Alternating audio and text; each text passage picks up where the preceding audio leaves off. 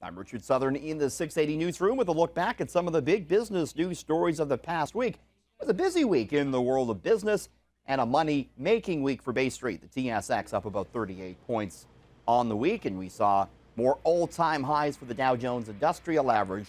Oil stole the headlines. The price for crude skyrocketed. It was up 12% this week, closing above $51 per barrel on Friday. It was because OPEC, the oil cartel, got together, held a big meeting on Wednesday, and decided to implement a production cut. They turned down the taps. They're going to pump about 1.2 million fewer barrels per day in an effort to balance the oversupplied market. So up went oil, up went Bay Street, and up went the price of gas. No doubt you've noticed that if you're a driver. The price spiking some 7 cents since Wednesday here in Toronto. The good news, if you can call it that, is that we're not expecting any change to gas prices coming up at midnight tonight.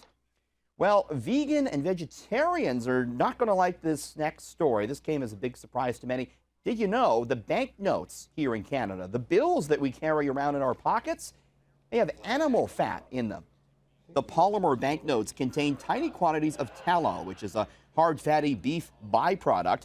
This came to light after vegan activists in the UK discovered that British bills also contain this additive. City News hit the streets this past week to break the news to unsuspecting Torontonians. Wow. Are you serious? I'm not lying to you. That's kind of gross. Yeah. Because, like, you don't think that, like, it's like a material. I don't know. Yeah. That's weird. I think that's pretty gross. I think that's unnecessary. And why is that happening? Well, I'd say I'm surprised. I don't know. I mean, I think that it's stuff like that's used a lot, so I'm not really offended by it, but it's shocking. Tallow is in all sorts of things, from pill capsules to shampoo to brake fluid.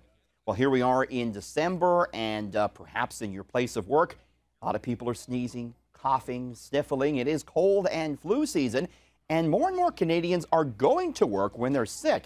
Monster.ca this past week found that 1 in 6 Canadians always go to work, even when they're sick. 53% only take the sick day if their symptoms are severe. 20% stay home no matter what. One of the big factors is there's so much part-time work. 90% of the jobs created in Canada over this past year were part-time positions. So for those workers, if they don't go to work, they don't get paid. So that's one of the factors here. Another, a growing number of employers now require doctor's notes when you're sick, and many doctors charge for those notes.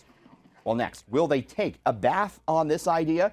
This shocked many this past week. The mayor of a Japanese city pledged to construct an unusual spa amusement park after a concept video reached more than 1 million views. We're looking at it here. The video shows visitors enjoying rides that have been modified to double as hot tubs. Yes, this is serious. The water would come from Japanese hot springs or onsen. No word on what the price tag would be to build this. There you go. And finally, a culinary caulking gun hit the market this past week and had a lot of people talking. It's actually sold out. Get a load of this. It is a hot glue gun that dispenses cheese. Yeah, you load up the canister with whatever cheese you see fit, let it heat, and then you can go nuts. Put it on your crackers, whatever you see fit. It's called the Fondoodler. Sells for $25. It's on back order. One of the hotter and more unusual culinary gifts for this Christmas. In the 680 newsroom, I'm Richard Southern for City News.